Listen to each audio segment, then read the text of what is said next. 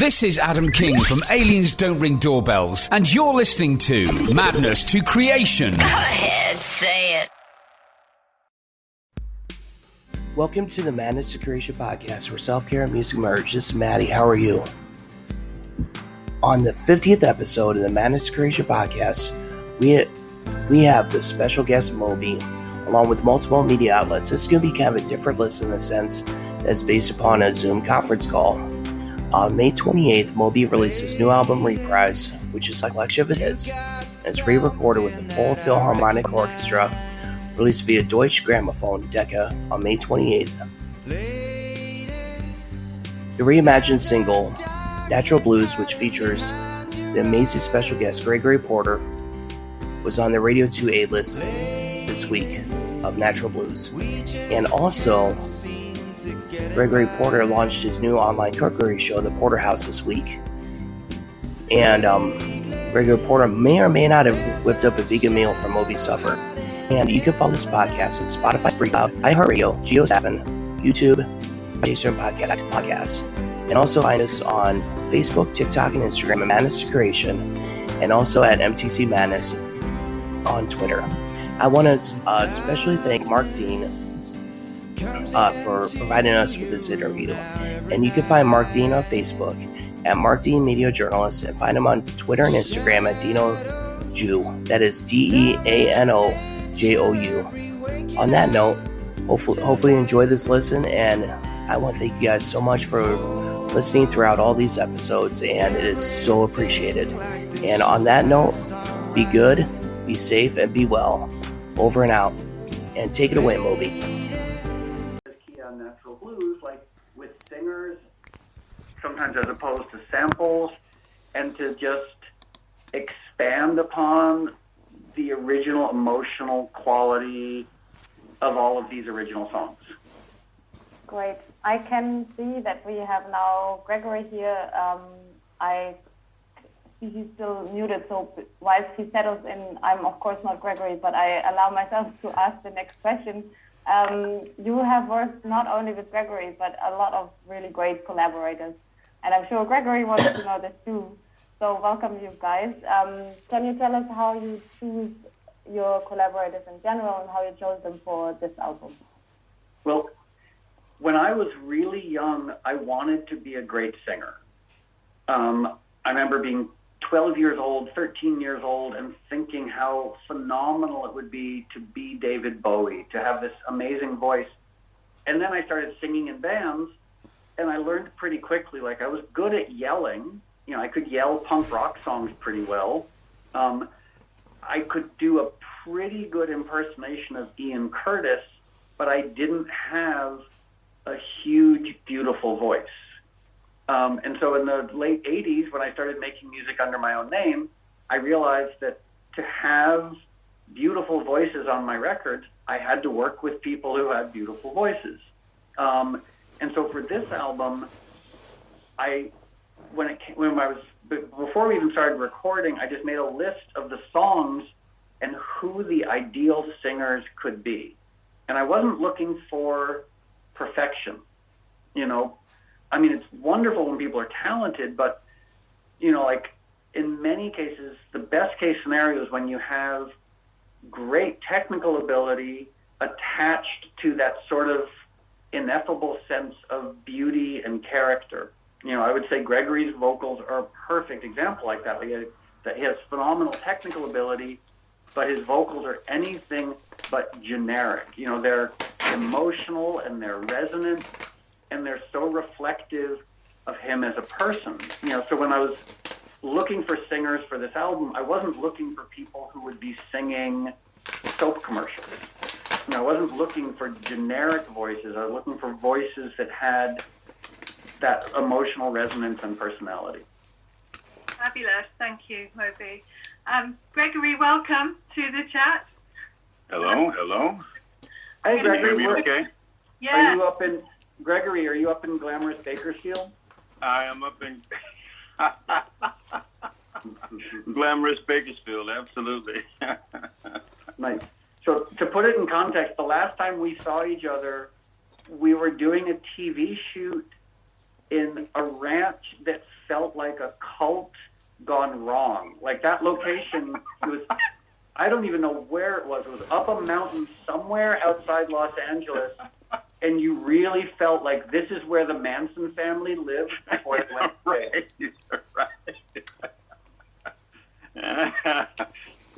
Yep, that's absolutely true.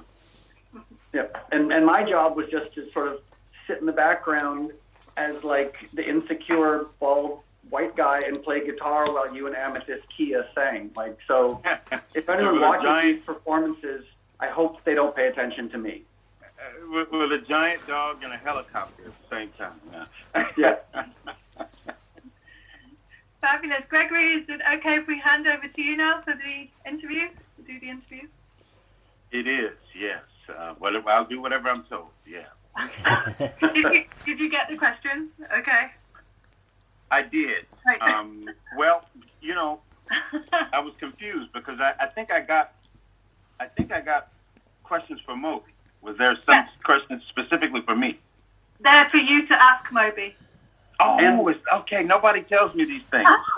Okay. Wow. So that's part. I mean, that honestly, that feels a little one-sided. You know, like when we did your podcast, what I loved about that it was a conversation.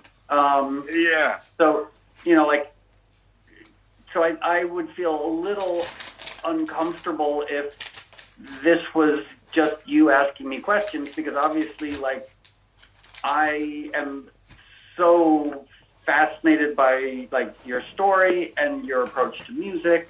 Man, I talk all the time. This is about you. Cut it out. You're no longer a human being on my screen. Now you're just a pink square with the letter G on it. Okay, now I'm trying to find the things that they told me they sent me. So give me a second to set up. I was so why don't misled, but a little bit confused. Just give me just a second here. Hannah, Sasha, do you want to ask a quick question while Gregory's getting his stuff? Hannah, do you have the questions open there from the journalist? Yes, hold on. Yeah, one of the questions that stuck with me was about working with an orchestra, because this time you, of course, had to work with an orchestra, but you weren't really there. So can you tell us about that? Well, so the recording sort of started here in Los Angeles. There's a studio in LA that I love, Studio 3 at East West. It's like a time capsule from the 50s, and everybody has worked there. You know, like Brian Wilson made Pet Sounds there. Lou Adler recorded the Mamas and the Papas there. Frank Sinatra used to work there. In fact, they still have Frank Sinatra's grand piano in the studio. And you almost feel like it should be a Spinal Tap moment. Like, you look at Frank Sinatra's piano and you almost expect someone to say, like, no, don't even look at it. Like, you're certainly not allowed to play it. But turns out you're allowed to play Frank Sinatra's grand piano. And then the mixing desk they have was the mixing desk that David Bowie used to mix Ziggy Stardust. And so that's where we recorded piano, you know, my parts, which was, you know, guitar, bass, electric piano, percussion, and we recorded the drums. And then we brought in a string quartet, and something about sitting in this control room, which is unchanged from the 60s, with a phenomenal string quartet with like beautiful tube microphones, as you would say in the UK, valve microphones. It was just so rich and special. And I think that the song that features that the most on the album is called The Great Escape, because it really is more about the string quartet than the orchestra. And then we went to Hungary. When I say we, I'm excluding me because I didn't go to Hungary, because at the last minute I realized if I went to Hungary, I'd be sitting in the control room on like a crappy leather couch listening to the orchestra through speakers. And I was like, because I'm not a conductor, like I can do arrangements, but I don't know how to communicate to a giant Hungarian orchestra. And so I stayed home and listened remotely. And then one of the most challenging aspects of the recording was the gospel choir, because everything we had done up until this point was right before the pandemic. So what I did with the gospel choir is I invited each member of the gospel choir over to my studio.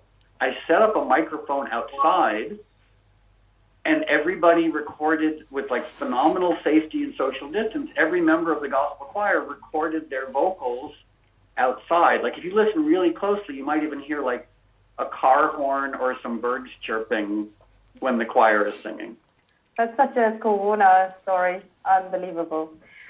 You wrote all the songs on this album apart from one. Do you want to tell us about that? Yeah, and so I assume most of the people on the call are from the UK, correct? Yeah. Or am I? Yeah. Okay. So this might have special relevance then. So my favorite musician of all time is David Bowie. The first job I ever had, I carried golf clubs as a caddy just long enough to save money to buy some David Bowie records when I was 13.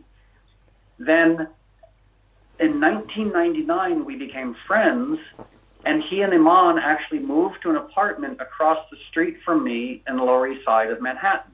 So we were friends, we were neighbors, we went on tour together, we had holidays together, and we had this one phenomenal morning where he came to my apartment and we sat on my sofa. I had this green mid-century sofa, and we played an acoustic version of Heroes. It was just the two of us on a beautiful Saturday morning, drinking coffee, playing Heroes. And I still can't believe that that happened, that I was able to play the greatest song ever written with the greatest musician of all time. And so the version of Heroes that's on Reprise is a testament to the song, a testament to David Bowie, a testament to my friendship with him, but it's supposed to be almost like an emotional homage to this moment of sitting on my couch playing Heroes with David Bowie. Fabulous. Gregory. Yeah, sorry. Are you all set, Gregory? I am, yes. Fabulous. Okay. So the pink G square is gone.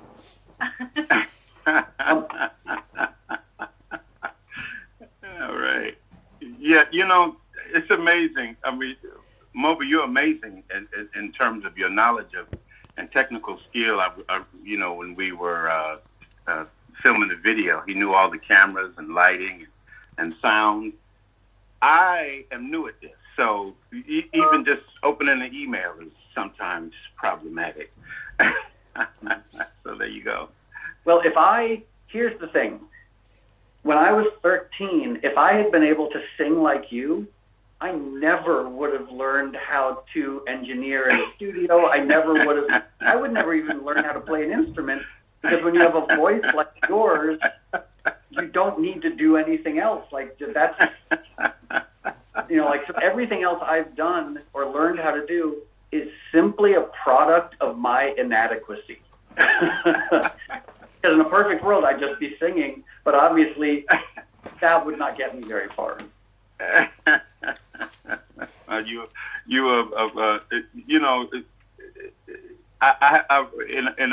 In a song I have a lyric, jack of all trades, master of everything, and so you have mastered a lot of things. So really, really great. Okay, so shall I go down this list of questions? Is that how we? Yeah, that would be great. So the journalists on the call right now have all submitted a question, and that's what all the questions are that you have. I think we've done the first two, maybe now. Yeah, we talked about David and the collaborations. So I think if you jump into the third question, that would make sense. When you use the samples of blues artists on the original Play album, did you hear the sample first and then build your song around that? Or did you have the basis of the music already written but needed a suitable sample for it to fit into? And you and I have spoken about this. My sort of reverence for these voices and my very sort of like shy, almost apologetic humility around these voices because I fully understand as a middle-aged white guy, like, it's not inherently my place to avail myself of a tradition that I'm not a part of. Like, and I am aware of that, and I owe a phenomenal unpayable debt to the musical tradition that was represented by Vera Hall in Natural Blues, the original sample, or in Why Does My Heart Feel So Bad? Like, so to the question, the songs were written around the vocals. I heard these vocals and I fell in love with them and wanted to sort of pay tribute to them by writing the arrangements around the vocals. So the only function of those songs is to sort of celebrate and pay tribute to those voices. Yeah, I love that. And just as an attachment to that is, I enjoy being connected to the story of the song. I enjoy being connected to Vera and to you, and to the legacy of that voice that you're talking about. So one thing that made me really happy is after the album Play was released, a label in the UK, I believe, released a CD of all of the original tracks, the original vocals, and it ended up becoming sort of a bestseller because a lot of these vocals were as obscure as they could be. They were just languishing in obscurity. So it did make me really happy that in my own minuscule way, I was able to help draw attention to these voices and the musical tradition they came from. This is my question, has nothing to do with anybody else's question. Do you dig into like Lomax Recordings, or they come from any and everywhere?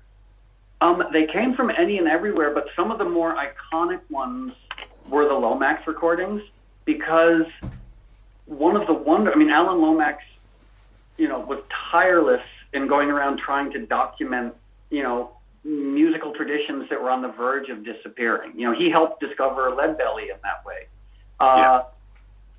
And the other great thing about the Lomax recordings is they're recorded beautifully. Like, he was an engineer, and so he had a phenomenal microphone, a phenomenal tape machine. The early ones were actually not on tape. They're recorded on a wax cylinder. So he had his recording studio in the trunk of his car and just drove around recording people. And so I without that, these songs on Play would never have existed. How has your approach to songwriting differed from the early albums? Well, the early records I made were very electronic, and the first album I put out was 1992, and it's a techno record. It's we've talked about this as well, as like how both of us in a way had a lot of caution around electronic dance music, which is funny for me because people think of me as being involved in electronic dance music. But in the 80s, especially in the early 80s, like, I was into Joy Division, I was into The Clash, and electronic dance music scared me a little bit. And then by hanging out in New York, I fell in love with early hip hop, with electro, with freestyle, and then house music when it was invented. So my early records are, songs that I wrote that were just completely inspired by early electronic music and the rave scene.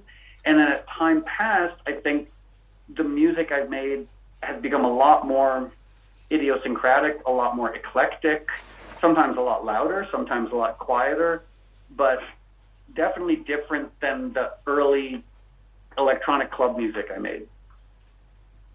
All right.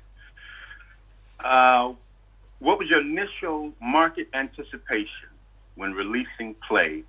And did you ever expect the global success to follow? No, before Play was released, I was a has-been.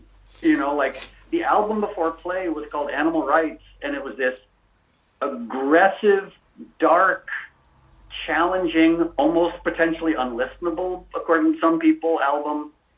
And after I released Animal Rights, my North American record label, Elektra, they dropped me as quickly as they could. And the only reason Play was released, I'm convinced of this, is because Daniel Miller, who owned Mute Records, felt sorry for me. You know, like I was battling alcoholism, I was battling addiction, my mom had just died, I was battling anxiety, depression, and I really think Daniel let me make Play because he felt bad for me. Like, he was like, oh, I can't drop this poor guy. And also, Mute Records had never dropped an artist. So, but when Play was released, no one expected it to be even moderately successful. You know, like the original tour for Play was a month long. And my first show for Play was in the basement of a Virgin Megastore for between 20 and 30 people. And to put it in perspective, one of the last shows on the Play tour was Wembley, and we sold that out and had to then book an additional date at Brixton Academy as the small show. The small show was 5,000 people. So, like, that weird trajectory, no one expected it, and I am obviously very grateful that I was able to go through that strange experience. So let me ask you a question. So you're in Bakersfield, but it looks sort of like you are in Dublin, like you're in a wood-paneled library. Is that your house, or Gregory? Uh-oh. Everyone seems to have disappeared. No, I think Gregory disappeared. Oh. I think his Wi-Fi just cut out. Maybe. Uh-oh. Maybe I hope he's not mad at me for asking about his wood-paneled library in Bakersfield. Because for those of you who don't know, Bakersfield, when I found out Gregory lived in Bakersfield, I was a little bit confused because Bakersfield it's an amazing place. You can have a ton of space, but it's pretty remote. And during the summer, I think it's arguably one of the hottest places on the planet. So hopefully he can rejoin us. In the meantime, what should we talk about? Yeah, so we have all the questions here. I'm just trying to work out. This is the wonder of modern technology and Zoom and how we're all living right now. So I'm just trying to work out which question we were on. What was your initial mark? And do you hope that people will love this album, dig back and discover music from those original artists to see where your inspiration came from? Oh, oddly enough, I think we did sort of touch on that. Oh, already. sorry. Am I repeating the question? My apologies. I just sort of addressed that a little bit about how one of the things that made me so happy when I released the album Play was that it increased attention that was paid to these original recordings and to those musical traditions. So the new album, hopefully it draws attention to people listening to Amethyst Kia, to Gregory Porter. Hopefully it is renewed attention to Chris Christopherson or Dietrich Haddon or all the other people who are on the record as well. Great. And how do you feel about the current state of music compared to the music that you grew up listening to? Well, that's a hard question for me to ask because I'm old, and there's an inherent bias that we old people have towards the music that we grew up in. I do find myself wanting to say things like these kids today, and but the one thing I will say is when I was growing up, and I assume maybe some of the people on the call, when we were growing up, music was so central to our lives. And when I was 16 years old listening to an album, you as I said, you'd have to work for 2 weeks to save up enough money to buy an album, and then you took the album home and you listened. You sat like on the floor of your bedroom and you listened to both sides of the album, and then again, both sides of the album, digging into the deep tracks, etc. And I will say, I think that most kids today, which is, of course, a dangerous thing for an old person to say, but most kids, based on what I've observed, music is the background while they are DMing on Instagram and posting TikTok videos and watching Netflix and maybe doing their homework and vaping and looking at Snapchat, if that still exists, and texting their friends. Like, they've got like 8 screens going on, and in the background, some music is playing. But the music is really just like, for a lot of people, I think it's become the ancillary background to 10 other things that are going on. And I must say, I loved growing up at a time when you paid attention to music without distractions. Yeah, definitely. You've spoken before about the motive to write and release songs being the pressure to maintain status and remain in the public eye. So how have these motives shifted, and in what way do you think that's impacted your work today?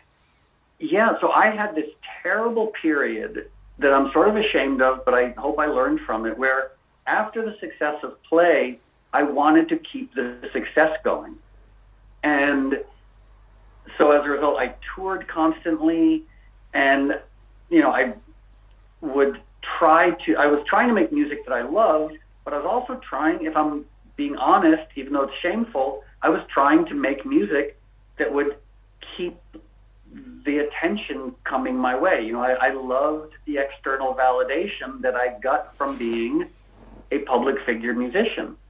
But then time passed, and like the media sort of turned against me. I stopped selling as many records, and for a while it drove me crazy. Like, there was a period before I got sober, especially, where like the diminished sales, diminished attention was really challenging to me. So I drank more, I did more drugs. I, went out into the world trying to find anyone who would give me external validation. And then I'd say 2 things happened. One, I got sober. And part of sobriety for me was like looking at the underlying issues that were compelling me to seek validation externally. And that was really helpful. And also, David Lynch saved me. And what I mean by that is, I heard him speak at BAFTA, and he said this one simple thing that kind of altered the trajectory of my life. He said, creativity is beautiful. And that's his direct quote, because he speaks in very simple ways. And in that moment, I suddenly realized, I was like, oh, I became a musician because I love music. I love music's ability to communicate emotion and transform the space in which it's being listened to. I didn't become a musician for commerce. I didn't become a musician for external validation. And in that moment, he reminded me, my only job, my only focus needs to be on the creative aspects of music, on the integrity of music. And so almost in an instant, I decided to sort of kind of ignore press, ignore reviews, ignore radio, ignore sales, ignore everything, because those things are all too dangerous for me.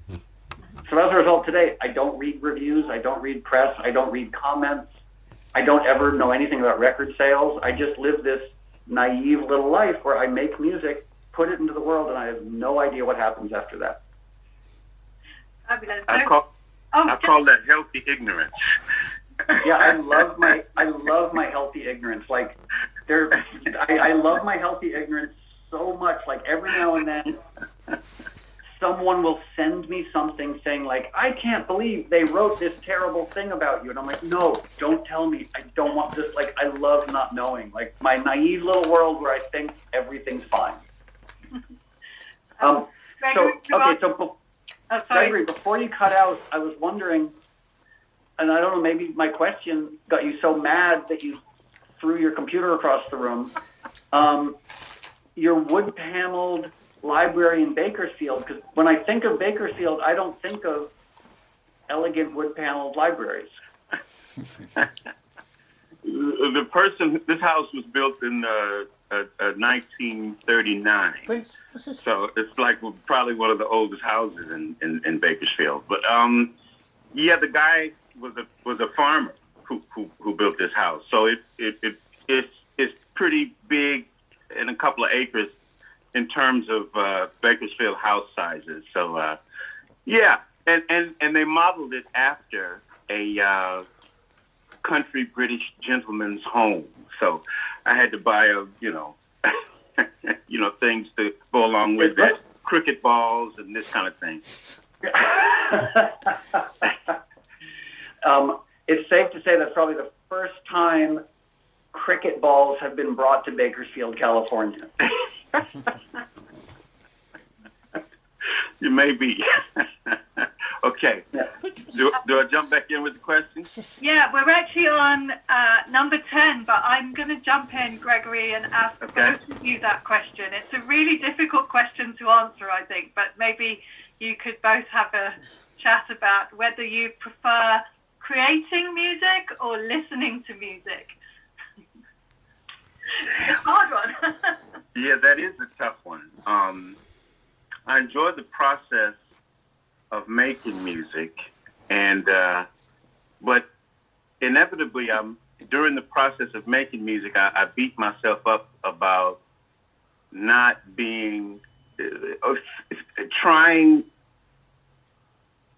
not if you have your influences as Nat King Cole, Stevie Wonder, Donny Hathaway, they're the gods of music. You'll never touch them. You'll never touch the hem of their garment. And so making music can be frustrating in that way. But I enjoy the process. I enjoy the journey of making music. The process of making music starts way before you get into the studio. I think it's a feeling, even the first feeling that you get that inspires you to do something. I think that's powerful. Yeah, that makes so much sense. I remember being very depressed, I don't know, at some point a few decades ago when I realized I was never going to write a song as beautiful as Heroes by David Bowie. I was never going to make a record as phenomenal as What's Going On.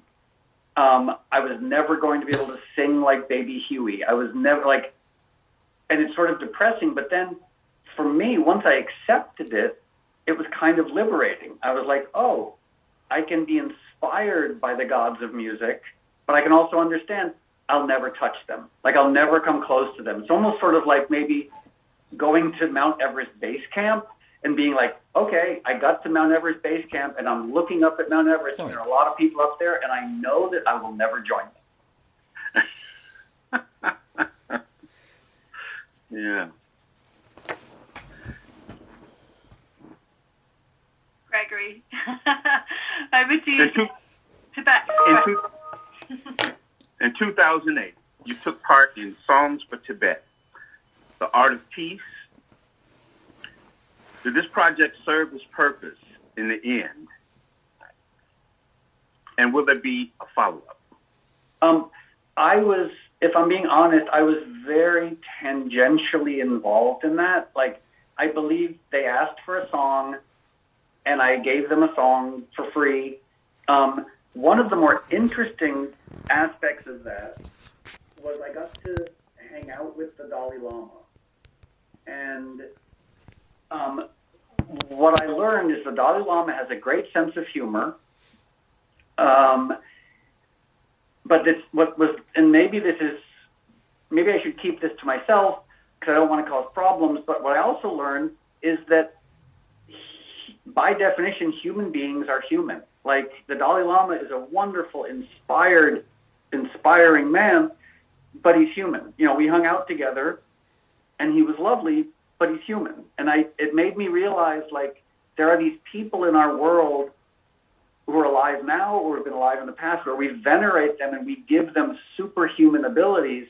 But I believe that something about humanity, by definition, we're all human. That you can gain wisdom around your humanity, you can accept your humanity, but I don't think anyone can ever technically transcend humanity. If I ever get to meet the Dalai Lama again, I might ask him about that, because he's called His Royal Holiness, HRH Dalai Lama, and I don't know what his perspective is, if he sees himself as divine or just a human who has phenomenal insight and wisdom around the human condition. So whether there'll be a second one, I don't know. I mean, obviously, the situation between China and Tibet is long-standing and complicated and not getting simpler.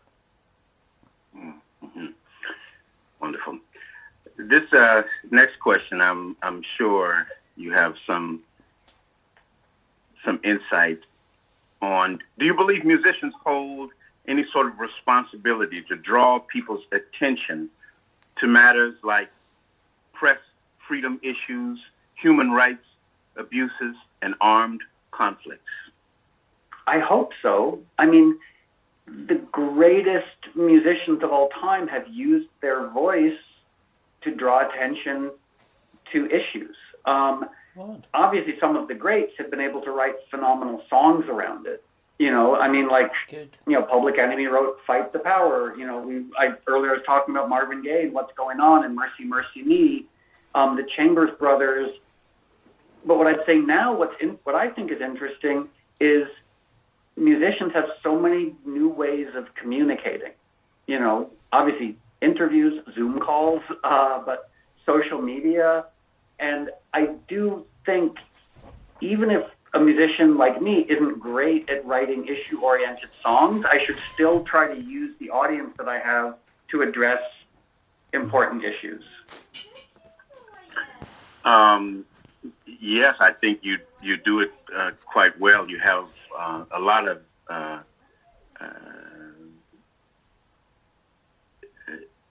leading by example.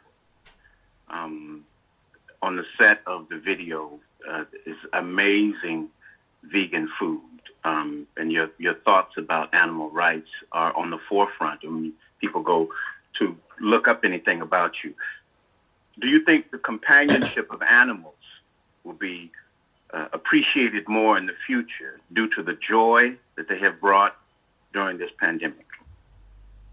That's a lovely question. I mean, I hope so. I feel like so many people, and maybe this is very obvious and self-evident, but so many people struggle with loneliness and struggle with isolation. Even people who are in families, even people who have friend groups, they still feel that sense of isolation where maybe they don't feel seen.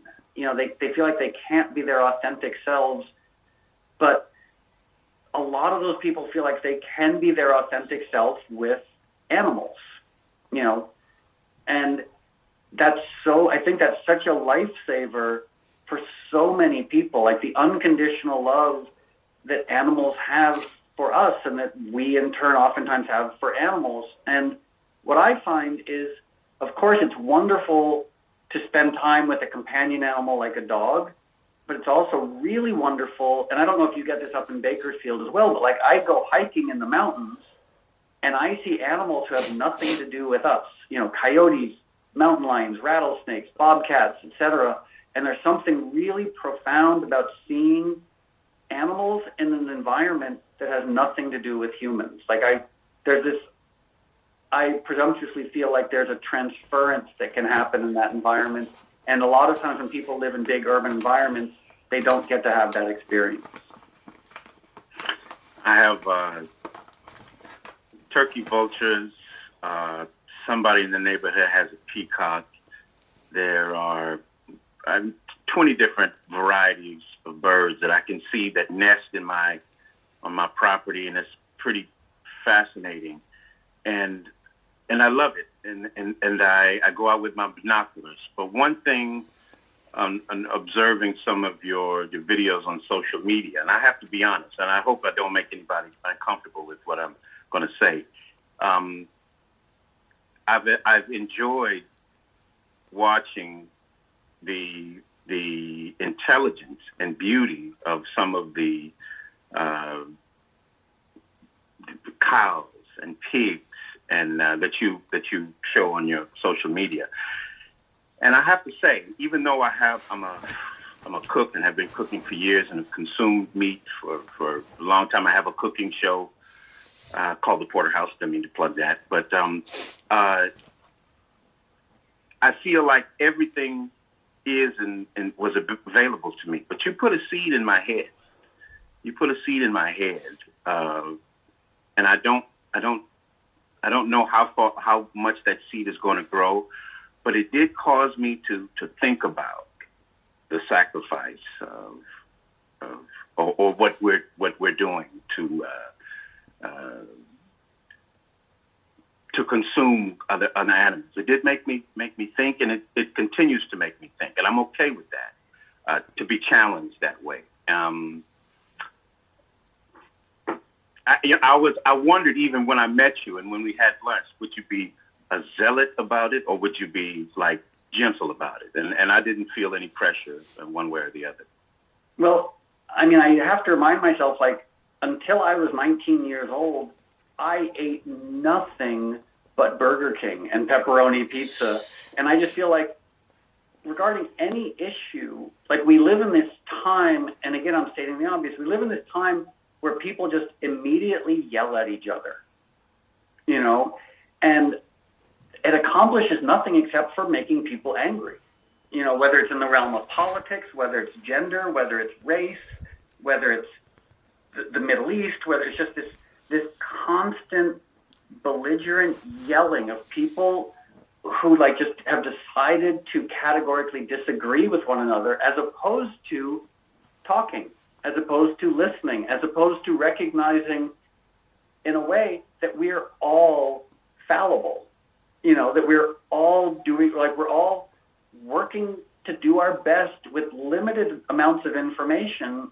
And I guarantee you, every human being on the planet is currently doing something that someone else could judge them for, you know, like, and I just have realized, like, regarding activism, regarding the issues I care about, even if I get strident about them, I still have to humbly, respectfully listen to everybody, even the people who completely disagree with me. Because guess what? Before I was 19, I completely disagreed with me.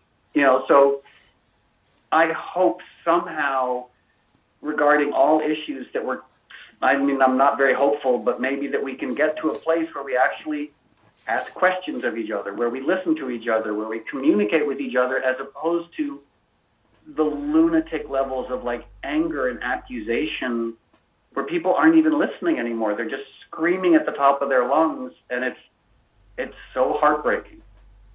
Persuasion and leading by example can go a long way, and that's what I wanted to just say to you, and even thank you for.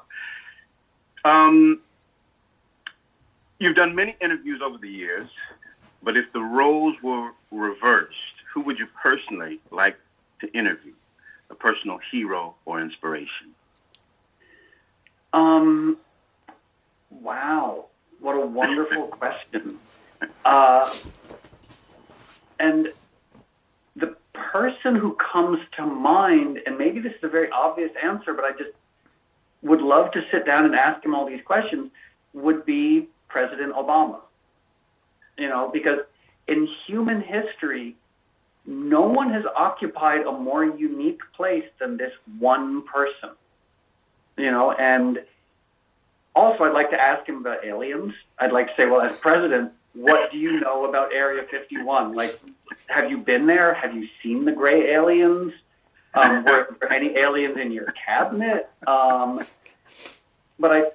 And also because he's had, like, if I've read his memoirs, and his background is in a way similar to ours. Like, he had a very normal, very sort of thoughtful upbringing. You know, especially in Dreams from My Father, there's some wonderful moments about him growing up and how, you know, like, he did drugs, he listened to loud music, he went to parties, he acted like an idiot. I was like, it's so relatable. And so I guess that would be my answer. Is like, if I could sit down and interview anyone, I guess it'd be him, as long as he's willing to be honest. Because I think there's always that caution that a lot of people have in being honest. Like, and I'm not saying he's dishonest, but he's also, like, a very accomplished public figure politician. So he's very good at expressing himself in a way that is protective as well. Yeah, yeah. Early in your career, I suspect the answer to that question would have been different, because there are some times when we have a question, but then we, you know, as our careers can grow, we end up hanging out with, or sometimes even becoming close friends to the people that we that we idolized, whether it be David Bowie and for myself with Stevie Wonder. You know, it's really, really interesting. You've done many interviews. Oh, I said that. Finally, if I was to cook, if I was to cook the perfect vegan meal for you, what would it be? That's a hard one. Because there's so many wonderful things. There's so many things that are vegan that people aren't even aware are vegan. Like a lot of Italian food, a lot of Indian food, a lot of Thai food, a lot of, Chinese, Japanese food is just sort of inherently vegan. My favorite vegan food and one of my favorite vegan meals is very simple Mexican food. And it makes touring in Mexico so easily because all I say is can I have a plate with brown rice, black beans, steamed corn tortillas, guacamole, and some really nice pico de gallo or salsa and hot sauce. And it's perfect. It's so satisfying. It's so easy and completely healthy because it's all organic, whole food. So I'm sorry if that's a dull answer, especially because you're quite an accomplished good chef. But I got to say, a plate of simple Mexican food is just the greatest vegan meal I've ever had. Yeah, that sounds wonderful, man. Sounds wonderful. I remember I was taken to this fancy restaurant in San Diego, and the thing to have there is the rice, the beans, and the tortillas. And I thought, is there more? And then after the meal, I was like, wow, that's all that you needed. But I've recently discovered, you could be around food for years and years and years and never put two things together. So baked sweet potato and avocado. It's so killing. And I don't know why I've never married these things together before. But the next time I see you, I'm going to bring you Okay. if we ever get to cook together. I remember when that was one of the first things I ever made when I became a vegetarian. I had to learn how to cook when I was 19 years old. And I remember making a baked sweet potato, and it was so easy and so special because it has that almost the sugars caramelize a little bit. Yeah. And yeah, so when we're done talking, I think I'm going to go try and make a baked sweet potato with avocado, maybe some sea salt on top. That's it. Yeah, exactly. And we are done talking, Moby, so you can go and get your baked sweet potatoes. Wonderful. So sorry about the technical difficulties, guys. That's nice on Zoom. And Gregory, thank you so much for doing this. I hope that, if ever we can turn the tables where I get to quote unquote interview you, please let me know because, it's been wonderful getting to know you and playing music together. And yeah, man. Yeah, thank you for joining us from your gentleman's library in Bakersfield. Oh, my pleasure, man. Thank you. Thank you so much, Gregory, and thank you so much, Moby. It's been wonderful to have you here tonight. Yeah. Okay. I'm going to play a clip of your documentary now as you guys leave. So I shall see you later, Gregory, as well. All right. Take care. Bye. Bye-bye. Hi, everyone. So hope you enjoyed that. I'm going to just play a clip now from